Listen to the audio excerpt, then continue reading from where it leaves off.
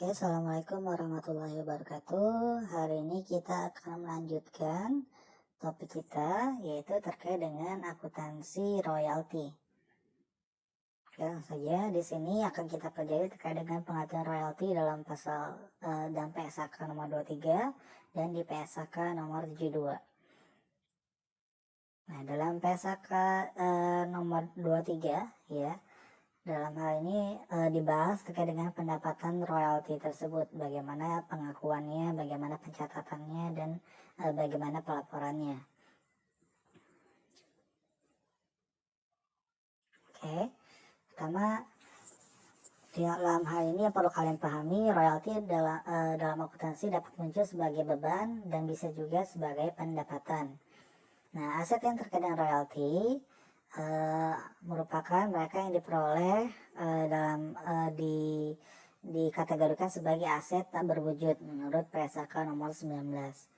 Nah, royalti itu sebagai pendapatan diatur dalam PSAK terkait dengan pendapatan, yaitu di dalam PSAK nomor 23 dan PSAK nomor 72 terkait dengan pendapatan dari kontrak pelanggan efektif berlaku 2020, di mana penerapan dini itu diperkenankan. Jadi mulai efektifnya sebenarnya 2020 ya, PSAK yang terbaru ini PSAK nomor 72 terkait dengan pendapatan. Di situ juga ada dibahas terkait dengan royalti, pendapatan royalti. Nah, itu diadopsi dari IFRS nomor 15 Revenue from Contract with Customer effective 1 January 2018. Nah, jadi kalau di Indonesia sendiri PSAK nomor 72 itu diadopsi dari IFRS ya, dan berlaku mulai efektif 1 Januari 2020. Kemudian tidak ada penjelasan khusus istilah royalti dalam PSAK, namun ada pengaturan khusus untuk pendapatan dan beberapa ilustrasi. Nah, itu tercantum di dalam PSAK nomor 72. Nah, jadi intinya di sini royalti itu bisa sebagai beban, bisa juga sebagai pendapatan. Dilihat dari sisi mana kita sebagai penerima royalti atau sebagai pembuat royalti atau sebagai yang menggunakan royalti menggunakan suatu hak cipta, seperti itu. Ya, seperti yang kalian sudah pelajari ya, royalti itu adalah pembayaran atas suatu hak cipta atau hak paten dari yang menciptakan kepada dari yang menggunakan kepada yang menciptakan, seperti itu. Kemudian dalam PSAK 23 itu mengatur pendapatan terdiri dari penjualan barang, penjualan jasa, bunga, royalti, dan dividen. Jadi royalti itu digabung dalam kategori bunga, royalti, dan dividen. Kemudian pendapatan yang timbul dari penggunaan aset di entitas oleh pihak lain yang menghasilkan bunga, royalti, dan dividen diakui. Itu jikalau pertama, kemungkinan besar manfaat ekonomi hubungan transaksi tersebut akan diperoleh oleh entitas. Nah, jadi pendapatan atas penggunaan aset yang dimana itu menghasilkan suatu bunga ya, bunga sewa misalnya, ataupun royalti atas penggunaan aset ataupun dividen, itu bisa diakui jikalau memang ada manfaat ekonomi dari transaksi tersebut. Ya, ada kemungkinan besar kita memperoleh manfaat ekonomi. Kemudian jumlah pendapatan dapat diukur dengan handal. Jadi kita boleh kita akui jikalau memang bisa kita hitung ya, bisa kita hitung atau diukur dengan handal. Kemudian dasar pengakuan pendapatan royalti diakui atas dasar accrual. Nah, sesuai dengan substansi perjanjian yang relevan. Jadi artinya di sini sebelum kasnya diterima, asalkan ada perjanjian bahwa itu akan dibayarkan royaltinya, maka kita bisa akui itu. Nah, itu dasar accrual ya. Royalti diakrual sesuai dengan syarat perjanjian yang relevan, dan pendapatan umumnya diakui sesuai dengan dasar tersebut, kecuali dengan memperhatikan hakikat perjanjian akan lebih sesuai pengakuan pendapatan atas dasar sistematik dan rasional yang lain. Nah, jadi sebenarnya memang royalti itu dia bisa diakrual dengan syarat perjanjian itu relevan dan pendapatannya bisa diakui. Ya, dalam hal ini namun bisa juga kita menggunakan cash, namun dalam PSAK sih ini ya accrual dasarnya, bukan cash basis.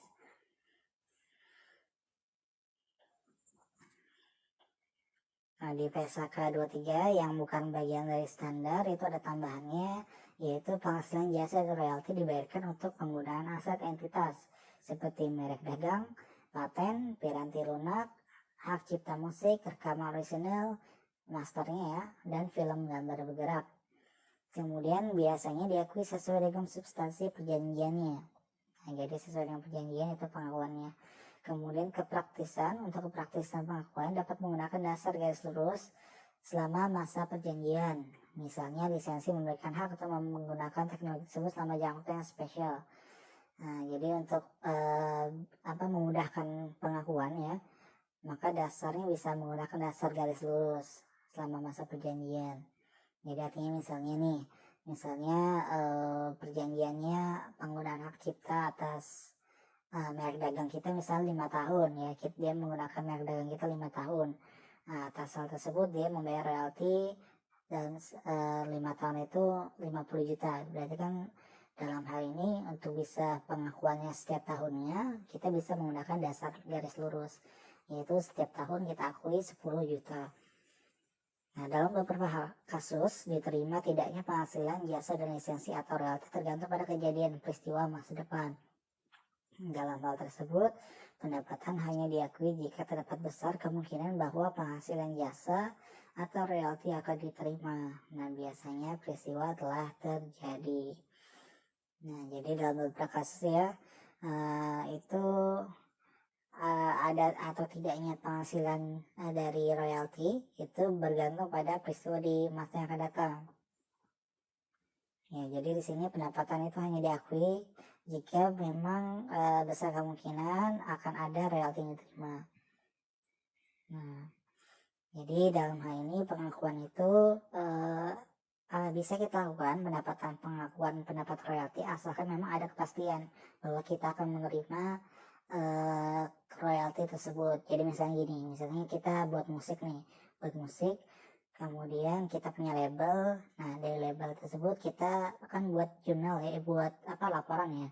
Nah, di laporan kita akui ada pendapatan royalti walaupun memang sebenarnya belum ada pembayaran royaltinya, namun kita tahu bahwa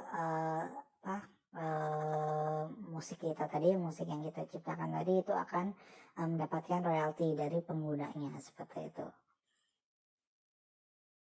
Oke, lanjut.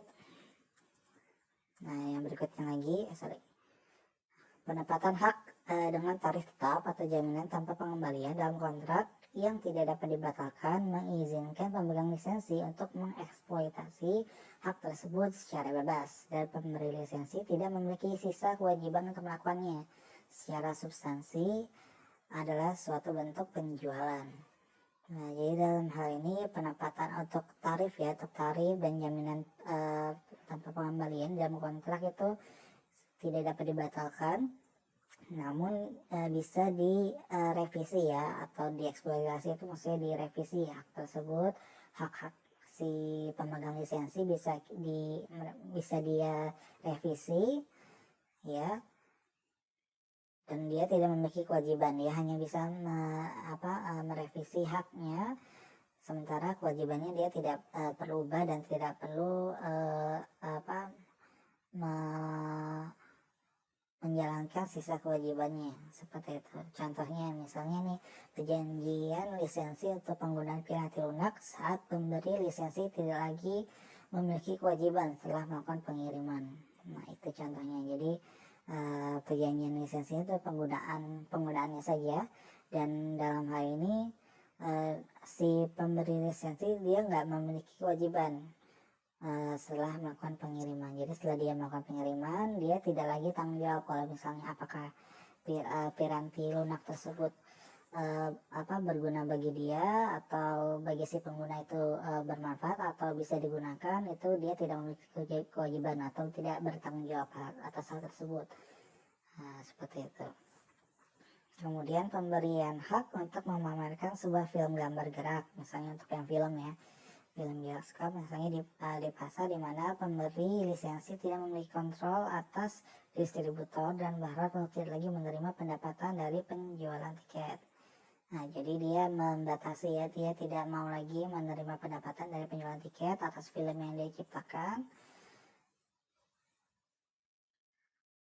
maka itu yang disebut dengan eksploitasi hak. Ya, karena dia dalam hal ini dia memberikan hak untuk filmnya itu diputar di bebas ya, di layar bebas, nggak cuma di bioskop aja seperti itu. Nah, jadi dalam hal tersebut pendapatan diakui pada saat penjualan. Jadi pada saat dia dijual pertama kali itu pendapatan diakui pada saat itu saja. Setelahnya tidak ada lagi ya, seperti itu. Tidak ada lagi pengakuan pendapatan. Kemudian royalti dalam PSAK nomor 72 pendapatan dari kontrak pelanggan. Nah, di sini PSAK 72 menggantikan PSAK 23. Nah, ini yang terbaru ya. Menggantikan yang tadi, PSAK nomor 23 dan PSAK lain. Standar ini bersifat principle base, mengatur semua jenis pendapatan terkait dengan kontrak pelanggan sehingga menghilangkan pengaturan dalam standar yang lain. Nah, jadi ini principle base, jadi artinya PSAK yang lalu udah tidak bisa digunakan lagi. Nah, dalam hal ini di PSAK 72 ada 5 langkah umum untuk pengakuan pendapatan. Yang pertama, kita harus identifikasi dulu, mengidentifikasi kontrak dengan pelanggan. Nah, jadi kontrak-kontrak dengan pelanggan kita harus klasifikasikan atau kita identifikasi dulu. Kemudian yang kedua, mengidentifikasi kewajiban pelaksanaan. Nah, jadi di sini setelah kita mengidentifikasi kontrak-kontrak kita dengan para pelanggan, kita identifikasi kewajibannya, apakah ada yang sama kewajibannya atau semuanya berbeda. Kita harus identifikasi dulu. Baru yang ketiga, kita bisa menentukan harga transaksinya ya, sesuai dengan tergantung kewajibannya. Semakin banyak kewajiban yang kita harus berikan, maka semakin tinggi harga transaksinya, biasanya seperti itu. Kemudian yang keempat, mengalokasikan harga transaksi terhadap kewajiban pelaksanaan. Jadi baru setelah kita tentukan harga, kita bisa alokasikan harga transaksi terhadap kewajiban pelaksanaannya. Kemudian baru kelima, mengakui pendapatan ketika pada saat entitas telah menyelesaikan kewajiban pelaksanaannya. Jadi setelah dia menyelesaikan kewajibannya, yaitu membayar royalti atau membayar dari penjualan tersebut, penjualan awal, baru kita bisa akui pendapatan seperti itu. Jadi pendapatan di sini dia baru boleh diakui pada saat uangnya udah diterima ya, seperti itu dia menurut PSAK nomor 72 ini. Nah, menurut paragraf 9 untuk mengidentifikasi kontrak, di sini entitas mencatat kontrak dengan pelanggan hanya jika seluruh kriteria terpenuhi. Kriterianya apa saja? Ini ada 5 ya, menurut PSAK nomor 72 paragraf 9. Yang pertama, para pihak dalam kontrak telah menyetujui kontrak secara tertulis, lisan atau sesuai dengan praktik bisnis pada umumnya dan berkomitmen untuk melaksanakan kewajiban mereka masing-masing. Nah, jadi di sini dia di dalam kontrak dia ada tanda bahwa menyetujui ya, menyetujui dan berkomitmen untuk melaksanakan kewajiban masing-masing sesuai yang ada di kontrak. Jadi dia secara tertulis, itu ada tanda tangannya, ada kontraknya, tertulis di situ kalimatnya bahwa ada komitmen dan setuju. Kemudian secara lisan juga pada saat kedua belah pihak melakukan perjanjian ya, dan dia sesuai dengan praktik bisnis pada umumnya. Kemudian yang kedua, entitas dapat mengidentifikasi hak setiap pihak mengenai barang atau jasa yang akan dialihkan. Nah, jadi di sini identifikasi hak itu mengenai barang atau jasa yang telah dialihkannya. Ya, seperti itu. Jadi misalnya merek dagang yang telah dialihkan, itu yang kita identifikasi hak-haknya apa saja, hak yang pertama, hak yang kedua, dan sebagainya. Kemudian entitas dapat mengidentifikasi jangka waktu pembayaran barang atau jasa yang telah dialihkan. Nah, baru setelah kita tentukan hak dan kewajiban tadi, kita bisa melakukan mengidentifikasi jangka waktunya. Ya, jangka waktunya setahun, 2 tahun, dan seterusnya. Kemudian kontrak memiliki substansi komersial, yaitu risiko, waktu, dan jumlah arus kas masa depan entitas diperkirakan berubah akibat dari kontrak. Ya, jadi di sini ada bersifat ada substansi komersialnya. Jadi artinya di sini ada resikonya di situ, waktunya, dan juga ada cash flow yang bisa kita perkirakan sebagai akibat dari kontrak yang disepakati tersebut. Terakhir, kemungkinan besar entitas akan menagih imbalan yang akan menjadi haknya dalam pertukaran barang atau jasa yang dialihkan ke pelanggan. Nah, dalam evaluasi apakah kolektabilitas terjadi, entitas mempertimbangkan kemampuan dan intensi pelanggan untuk membayar jumlah imbalan ketika jatuh tempo. Jadi imbalan ini kan royalti tadi ya.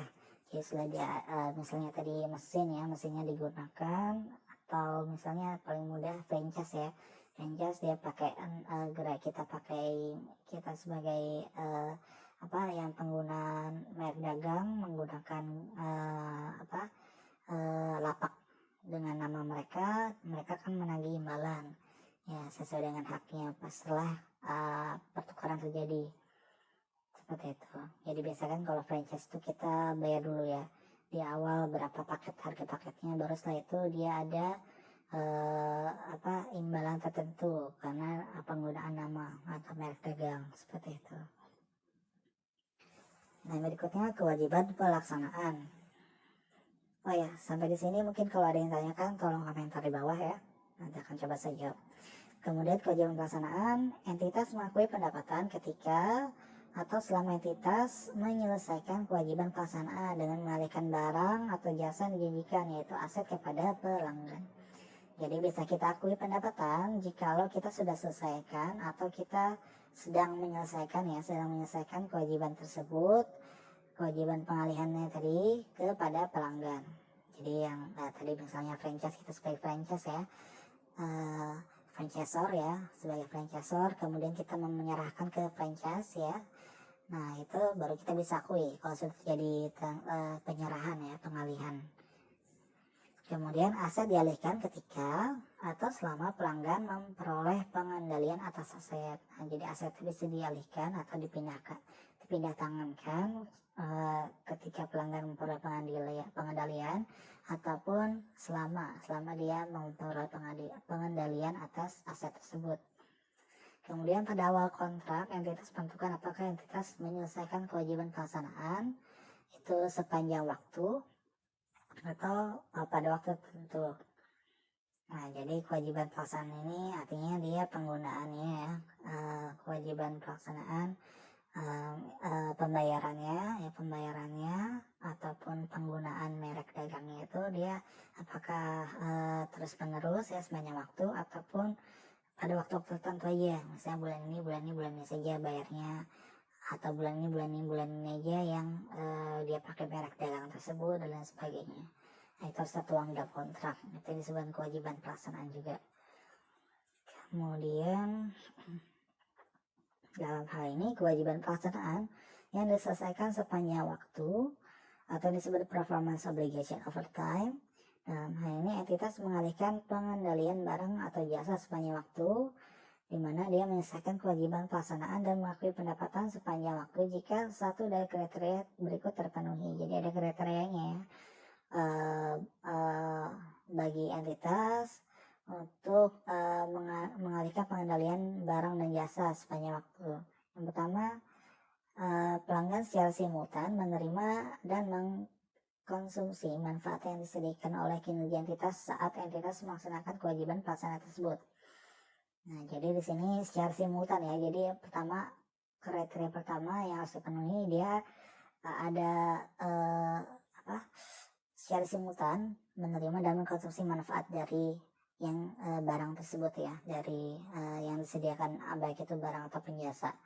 Kemudian yang kedua, kinerja entitas menciptakan atau meningkatkan aset. Nah, sebagai contoh, pekerjaan dalam proses yang dikendalikan pelanggan sebagai aset yang diciptakan atau ditingkatkan. Nah, jadi di sini kita sebagai pemilik merek ataupun barang atau jasa tersebut ya, kita harus meningkatkan juga. Jadi harus ada maintenance rutin untuk alat atau barang atau jasa tersebut ya. Nah, kita harus ada peningkatan dan menciptakan sesuatu yang baru, seperti itu. Kemudian yang ketiga, kinerja entitas tidak menciptakan suatu aset dengan penggunaan alternatif terhadap entitas, dan entitas memiliki hak atas pembayaran yang dapat dipaksakan atas kinerja yang telah diselesaikan sampai saat ini. Nah, jadi dalam ini entitas tersebut tidak menciptakan suatu aset dengan penggunaan alternatif. Jadi dia menciptakan satu aset yang satu aja ya, nggak ada alternatif yang lain. Nah, sehingga dalam hal ini dia memiliki hak atas pembayaran yang dapat dipaksakan atas kinerja yang telah dia selesaikan sampai saat ini. Jadi dia dalam hal ini harus fokus, dia cuma ada satu aset untuk satu perjanjian seperti itu. Nah, jadi di sini itu adalah tiga kriteria yang harus dipenuhi untuk pengakuan ya, kewajiban yang pelaksanaannya diselesaikan sepanjang waktu terus menerus ya, seperti itu. Sementara kalau untuk yang kewajiban pelaksanaan diselesaikan pada waktu tertentu, itu jika kewajiban pelaksanaan tidak diselesaikan sepanjang waktu, maka entitas menyelesaikan pelaksanaan pada waktu tertentu. Nah, untuk menentukannya waktu tertentu di mana pelanggan memperoleh pengendalian ya atas aset yang dijanjikan, dan entitas menyelesaikan kewajiban pelaksanaannya, entitas mempertimbangkan persyaratan pengendaliannya. Nah, di sini sebagai tambahan, entitas akan mempertimbangkan indikator pengalihan pengendalian yang mencakup kelima hal ini, tapi tidak terbatas pada kelima hal ini. Nah, namun di sini yang dijelaskan di PSK nomor 72 ada 5 hal ini sebagai bahan pertimbangan atau indikator pengalihan dari suatu pengendalian dari suatu aset ya. Yang pertama, entitas memiliki hak kini atas pembayaran aset. Nah, jadi dia bisa menagih haknya atas pembayaran suatu aset jikalau memang dia sudah walaupun belum menyelesaikan kewajibannya, tapi dia memiliki hak ini untuk membayar asetnya. Kemudian yang kedua, pelanggan memiliki hak kepemilikan legal atas aset. Nah, jadi si pelanggan setelah ada perjanjian tersebut, apalagi kalau sudah dia bayar ya, maka dia memiliki hak legal atas kepemilikan atas aset tersebut ya, karena ada perjanjian tadi ya, sudah ada perjanjian, walaupun mungkin dalam hal ini belum bayar atau sudah bayar, itu dia sudah memiliki hak kepemilikan. Kemudian yang ketiga, entitas telah mengalihkan kepemilikan fisik atas aset. Nah, jadi di sini harus ada pengalihan fisik ya, jadi sudah diserahkan barang tersebut atau aset tersebut kepada pelanggan. Kemudian yang keempat, pelanggan memiliki risiko dan manfaat signifikan atas kepemilikan aset tersebut. Nah, jadi risiko dan manfaatnya ditanggung sendiri oleh pelanggan atas kepemilikan aset tersebut. Kelima, pelanggan telah menerima aset. Seperti itu. Nah, jadi ini ada indikator terkait dengan pengalihan pengendalian. Jadi ada tahapan-tahapannya. Namun sebenarnya tidak terbatas pada 5 tahapan ini, bisa jadi tahapannya lebih dari 5 ya. Ya, jadi tergantung dari nanti kejadiannya masing-masing, pengakuannya, pendapatan tersebut. Kemudian menentukan harga transaksi. Di sini mempertimbangkan syarat kontrak dan praktik bisnis secara umum. Yang pertama. Yang kedua, harga transaksi adalah jumlah imbalan yang diperkirakan menjadi hak entitas dalam pertukaran untuk mengalihkan barang atau jasa kepada pelanggan. Nah, di sini tidak termasuk jumlah yang tagih atas nama pihak ketiga. Contohnya untuk pajak ya. Nah, jadi itu yang dimaksud dengan harga transaksi adalah jumlah imbalan yang diperkirakan menjadi hak si entitas tersebut. Jumlah imbalannya berapa, itu disebut hak transaksi. Kemudian tapi itu tidak termasuk pajak ya, tidak termasuk jumlah yang ditagih atas nama pihak tiga, pajak, bea cukai misalnya, ataupun yang lainnya. Nah, jadi itu hanya pure harga transaksi, itu adalah pure jumlah imbalan yang menjadi hak si entitas dalam hal pertukaran atau pengalihan barang atau jasa pada pelanggan. Nah, imbalan menjadikan kontrak dengan pelanggan mencakup jumlah tetap, jumlah variabel, atau bisa keduanya. Nah, jadi di sini di kontrak itu jumlahnya bisa jumlah tetap ya, fix ya, fix amount ataupun variable amount ataupun both of them. Jadi bisa ada fixnya, ada yang variabelnya juga. Nah, tergantung dari jenisnya ya, jenis barang atau jasanya pastinya. Kemudian entitas mempertimbangkan syarat kontrak dan praktik bisnis umum entitas untuk menentukan harga transaksi. Nah, kemudian sifat waktu dan jumlah imbalan yang dijanjikan oleh pelanggan mempengaruhi estimasi harga transaksinya. Nah, jadi sifat pelanggan, waktu yang diberikan kepada pelanggan dan jumlah imbalannya itu akan mempengaruhi harga transaksi. Jadi entitas ini yang mempertimbangkan syarat kontraknya bagaimana, praktik pelunasannya bagaimana, ya, baru bisa menentukan harga transaksinya, di mana itu harga transaksi dipengaruhi sifat waktu dan jumlah imbalan juga yang dijanjikan oleh pelanggan. Kemudian entitas mempertimbangkan dampak dari seluruh hal berikut, yaitu ada yang pertama imbalan variabel. Jadi imbalan variabel ini di mana imbalannya atau royalti yang diberikan itu dia tidak tetap ya, tidak tetap nominalnya. Kemudian yang kedua, estimasi pembatasan imbalan variabel. Nah, jadi di sini ada estimasi untuk pembatasan berapa range untuk imbalan variabelnya. Kadang kan variabel itu berubah-ubah ya, tapi kita harus tetapkan, kita harus estimasi ada batasan paling rendah dan batas paling rendahnya untuk imbalan variabel tersebut berapa, seperti itu. Kemudian yang ketiga, keberadaan komponen pendanaan signifikan dalam kontrak. Nah, jadi komponen pendanaan yang signifikan itu harus kita cek dulu ya keberadaannya, apakah pendanaan si pelanggan tadi itu bisa dijamin ya, sehingga itu bisa dalam hal ini meyakinkan kita untuk mempertimbangkan pengalihan hak ya, atau menentukan harga transaksi. Kemudian yang keempat, imbalan non-cash. Nah, jadi dari imbalan non-cash yang juga harus dipertimbangkan dalam menentukan harga transaksi. Nah, jadi imbalan non-cash itu kayak apa ya? Ya imbalan yang dia tidak berupa kas, misalnya berupa hak akses mungkin, atau diberikan hak untuk promosi mungkin, dan lain sebagainya. Kemudian yang kelima, hutang imbalan kepada pelanggan. Nah, jadi misalnya kita ada hutang imbalan ya, hutang imbalan itu maksudnya kita menjanjikan sesuatu ke pelanggan, kalau dia pakai produk kita janjikan sesuatu imbalan. Nah, itu juga bisa mempengaruhi harga transaksi dari kontrak atas suatu pengalihan barang atau jasa tersebut, seperti itu. Nah, jadi banyak hal ya, ada 5 hal ini sebenarnya tidak terlepas dari 5 ini aja, cuman dalam PSAK ada 5 hal tersebut untuk menentukan harga transaksi yang bisa dipertimbangkan ya, menjadi pertimbangan dan pertimbangan si entitas. Kemudian mengalokasikan harga transaksi terhadap kewajiban pelaksanaan. Nah, tujuan pengalokasian adalah entitas mengalokasikan harga transaksi terhadap setiap kewajiban pelaksanaan atau barang atau jasa yang bersifat dapat dibedakan. Nah, dalam jumlah menggambarkan jumlah imbalan yang diharapkan menjadi hak entitas dalam pertukaran atau pengalihan barang atau jasa yang dijanjikan kepada pelanggan. Nah, jadi sini pengalokasian harga transaksi itu ada tujuannya ya, untuk pengalokasian dalam hal ini untuk bisa menggambarkan jumlah barang yang diharapkan menjadi hak si entitas dalam hal pertukaran atau pengalihan tadi. Kemudian entitas mengalokasikan harga transaksi terhadap setiap kewajiban pelaksanaan yang diidentifikasi dalam kontrak dengan dasar harga jual berdiri sendiri secara relatif atau relative stand-alone selling price. Nah, jadi harga jual itu dia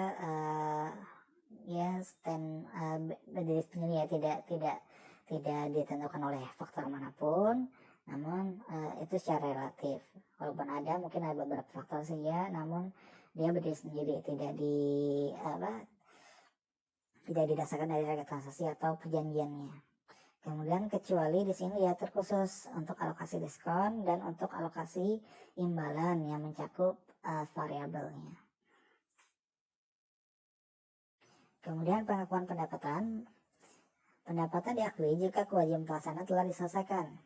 Itu ada 2 tadi ya, sepanjang waktu ya, itu berdasarkan proses penyelesaian, progres penyelesaian. Jadi seberapa progres penyelesaiannya, maka itu yang diakui sebagai pendapatan. Kemudian pada waktu tertentu pengendalian barang berpindah atau jasa telah diselesaikan. Jadi kalau untuk pada waktu tertentu jika sudah diselesaikan baru kita bisa akui sebagai pendapatan.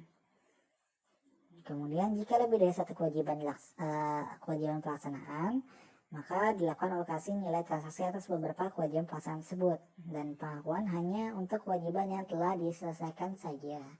Nah, itu catatannya. Jadi kewajiban yang telah diselesaikan saja baru bisa kita akui sebagai pendapatan. Ada pengakuan pendapatan di situ. Nah, yang berikutnya royalti dalam PSAK nomor 72. PSAK mengatur imbalan dalam bentuk royalti yang dijanjikan dalam pertukaran atas suatu lisensi kekayaan intelektual. Nah, paragraf 58 ya, royalti berbasis penjualan, sales based royalty, dan royalti berbasis penggunaan, usage based royalty. Ada 2. Nah, kalau royalti berbasis penjualan, jadi royalti ini terkait dengan penggunaan nama barang ya, nama barang. Jadi dia kalau menggunakan nama barang tersebut dia pasti bergantung pada penjualan. Jadi itu semakin besar penjualannya atas brand tersebut, maka royaltinya semakin besar juga. Atau royalti berbasis penggunaan, jadi dia menggunakan mesin ataupun ya merek dagang, bukan merek dagang, untuk mesin misalnya, contoh mesin, menggunakan mesin. Nah, jadi mesin atas suatu brand tertentu, maka itu disebut royalti berbasis penggunaan, seperti itu. Oke, mungkin untuk hari ini sampai sekian dulu ya. Kalau ada pertanyaan, tolong komentar di bawah. Kita akan lanjutkan materinya minggu depan. Kurang lebih saya mohon maaf. Wassalamualaikum warahmatullahi wabarakatuh.